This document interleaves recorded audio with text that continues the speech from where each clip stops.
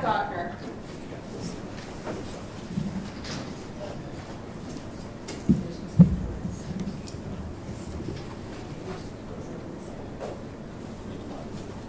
Good afternoon, Your Honor.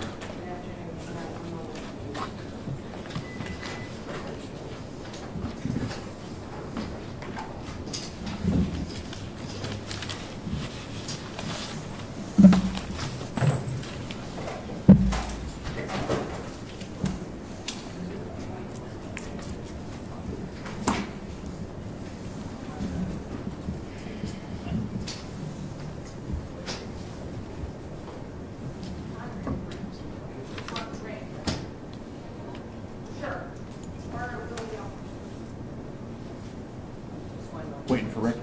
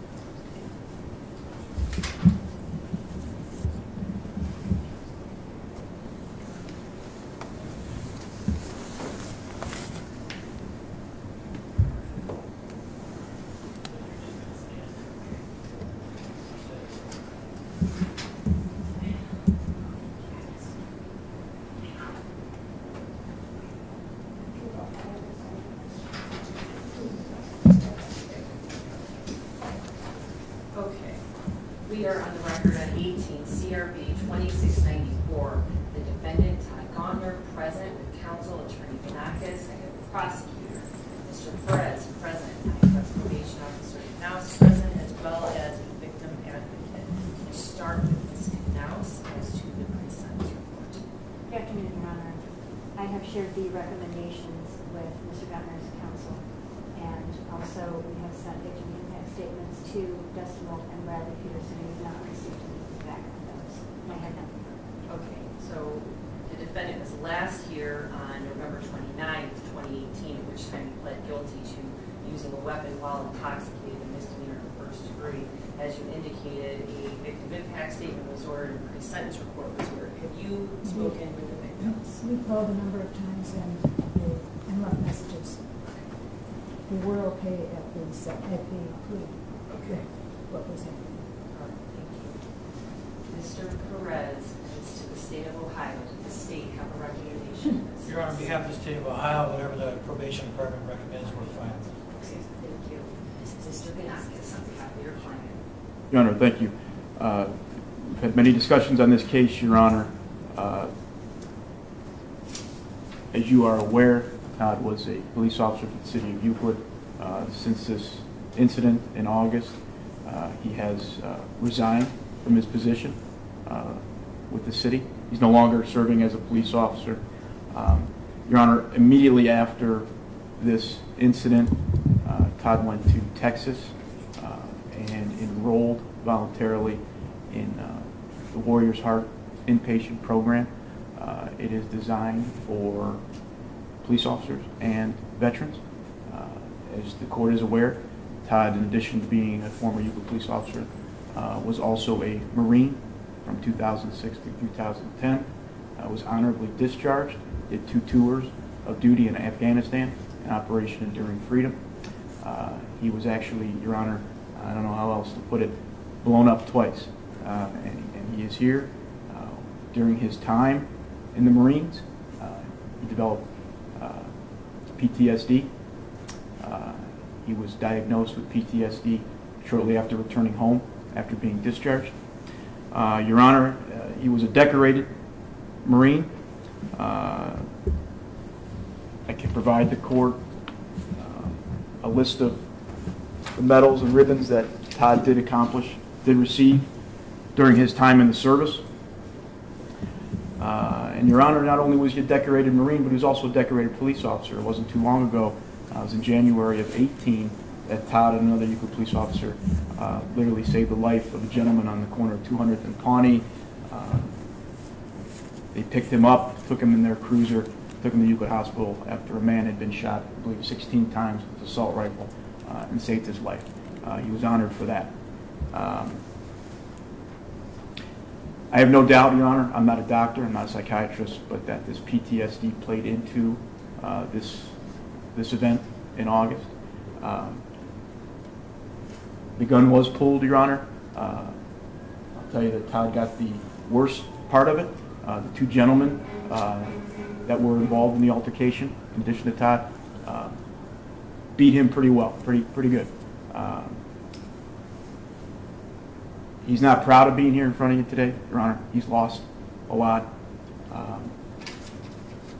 Since we were in court, he was referred to mental health court for that assessment. My understanding is Todd had met with Julie Hammond out of the mental health court, and that based on his PTSD diagnosis, that they would accept him for that. I would request that the court go along with that.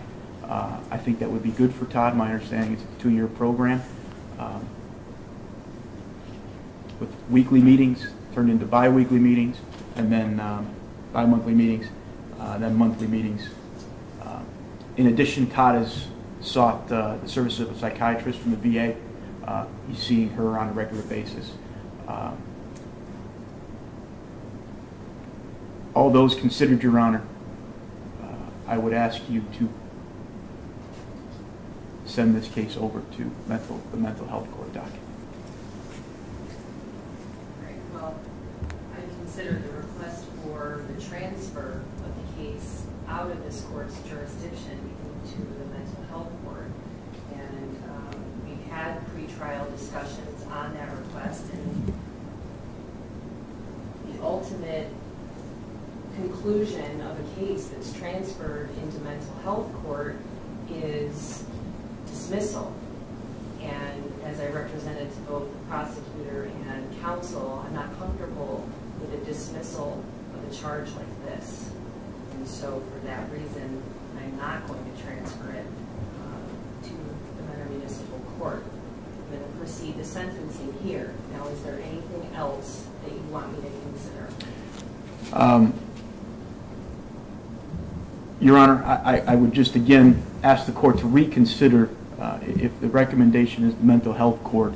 I don't think it's as simple as having the case dismissed.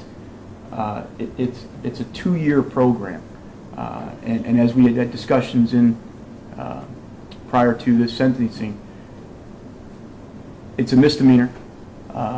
He would be eligible for an expungement after serving out his sentence and a term of probation, and that would, should it be expunged in the future, also lead to a dismissal. Where I believe that mental health court is easy. That's not the. I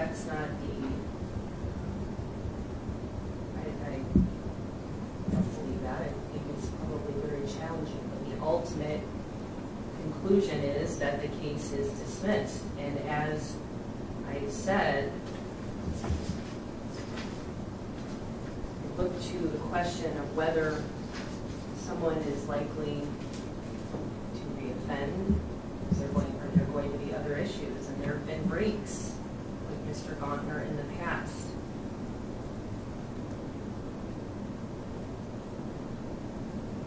Your Honor, as you're aware, there is no Veterans Court in Lake County. My feeling on this is that the PTSD was a direct result of his tours of duty in Afghanistan. He comes back home and that's it. He needs some help with this, and that's what the mental health court is there. So I don't want to belabor my point. I just would ask the court to reconsider that. The request to seal, if that is made at a later date, is always done at the discretion of the court, and the court determines whether that's going to happen or not. So there's no doubt that Mr. Gauntner has mental health maybe issues attributed to his service, and the court's required by law to consider his status as a veteran and any mental health issues that he might have. And I can address those things here at sentencing, which is what I intend to do. Is there anything else you want me to consider? No, Your Honor. Mr. Gauntner, the law allows you to say whatever it is you want me to consider before I sentence you. What do you want me to know?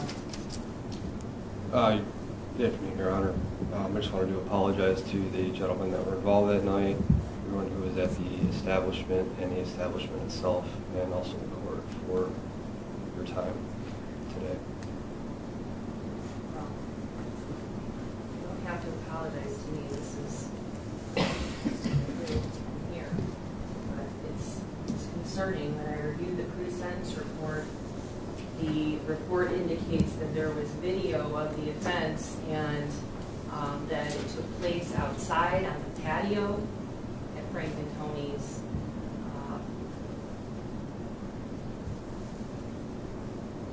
You are a police officer, or were a police officer. I looked at your prior record. There was an OBI offense in 2006 that was dismissed out of this court. Do you remember that? I do, Your Honor. Do you know what happened there? Why was it dismissed? Do you know? Because I enlisted in the military, Your Honor. Okay, all right. They were serious charges, the OBI, and there was a plea in lieu. And I saw that you had filed something with the court about service, and I wasn't sure if that was the case. Then there's also the issue that was sealed. But I'm still obligated to consider it an uncharged or sealed conduct. Consider that. About the firearm in the city of Euclid. And then we have this offense. Your Honor, as for the City of Euclid offense, as the court is aware, he pled to an offense a few years back, paid his debt, was on probation, was reprimanded through work, and completed a term of probation, and that offense was expunged. What was the offense? I did not represent Todd on that offense. I handled the probation. I believe he pled to an M4 in Euclid Court in 2016. It involved a firearm. Yes. That's the problem. Anything else I need to know? What is the recommendation from the probation department? Did you see the I did see it. report? Yes. The recommendation is outlined on the third page of the report. You're asking if... I guess, well, I did read the pre-sentence report.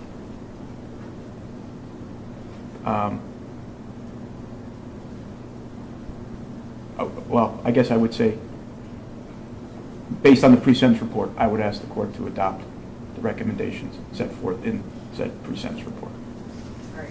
Well, I consider the record as I outlined. There was what I consider to be a serious offense, and it was dismissed because the defendant enrolled or re-enlisted.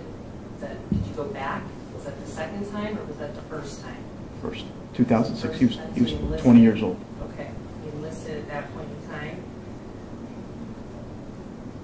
Consider the Euclid offense, and I consider the facts and circumstances of this offense. And as I indicated, the facts and circumstances of this offense, using a weapon while intoxicated, it was serious in that it occurred in a bar, and the defendant was intoxicated or had been drinking alcohol.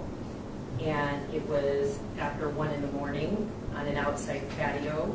There were other patrons in the bar and people working at the bar in downtown Willoughby. It was also occurred on a Friday night at the end of August. And it's not uncommon for vehicles and people to be walking out and about in downtown Willoughby at that time. He brandished the firearm at 2 individuals, and the police report notes that it was a Ruger with 1 round in the chamber and a fully loaded inserted magazine. The defendant also there's issues because he, at the time, was a police officer working in the city of Euclid, and you're held to a higher standard, and that's the way it is. I've also considered the representations of the PTSD, the multiple tours, the honorable discharge from the U.S. Marines. I considered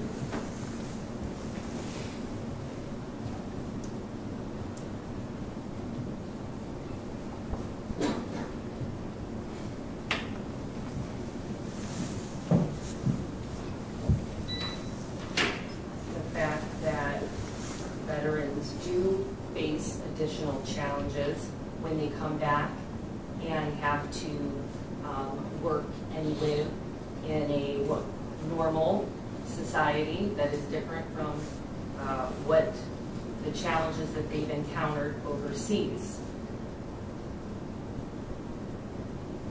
But that being said, there's still a duty here to protect the public.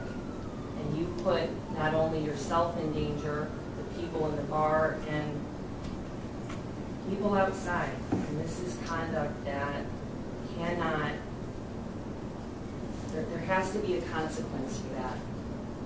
There simply does. And the fact that you're no longer employed as a police officer, I understand that is a serious consequence, but I have to also consider how other offenders that are similarly situated, how we treat them, and what we do in those instances. So I've considered all of that.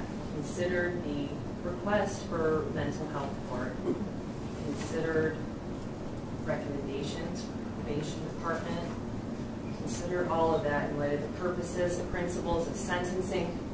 I balanced the factors I'm required to under the law. The sentence is going to be as follows. There'll be a $150 fine in court costs. The firearm has been forfeited, correct? Correct.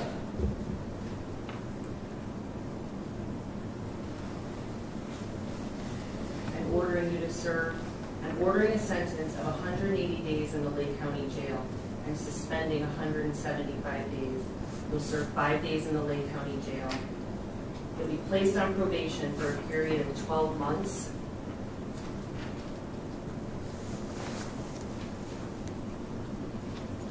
Do you own any firearms? No, Your Honor. No other firearms? Okay. You are not to own, possess, purchase, obtain a firearm while you're on probation to this court. Do you understand? Yes, Your Honor. When you are able and when it's appropriate, you will maintain full-time employment. You're not to consume any drugs or alcohol. If you're consuming any prescription drugs, it has to be done with a valid prescription and monitored through the probation department. You're to continue your treatment at the PA. How often are you reporting? Well, I have an appointment with my psychiatrist on the 17th. Do you go weekly or bi-weekly? How often is that? It's roughly bi-monthly. It just depends on what our schedule is. So we have the assessment from Beacon. Can we get it? Yeah. We're going to obtain the assessment that you already did at Beacon, and I'm going to make the recommendations part of this order. You're going to follow whatever treatment and aftercare that they have outlined. Okay.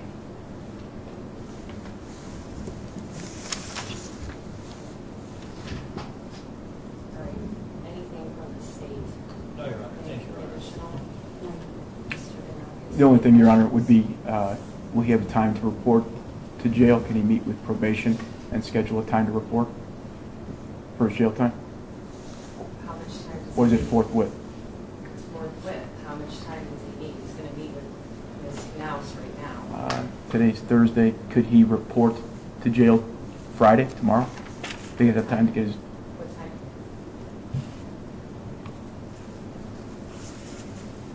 9 o'clock? Thank you. So you'll report to the Lake County Jail at 9 a.m. I have to advise you, if you violate your probation in any way, if you don't comply with the terms, if you test positive for any illegal drugs or substances, I can impose additional sanctions on you, I can extend your probation, or I can impose all of the remaining jail time in this case, which would be 175 days. Do you understand? I understand, Your Honor. Great. Questions? No, Judge. Okay, Thank you. 9 a.m. tomorrow. Yes, he's going to go downstairs and report. Yes, he's going to meet with Ms. Knauss right now. Thank you, Judge. And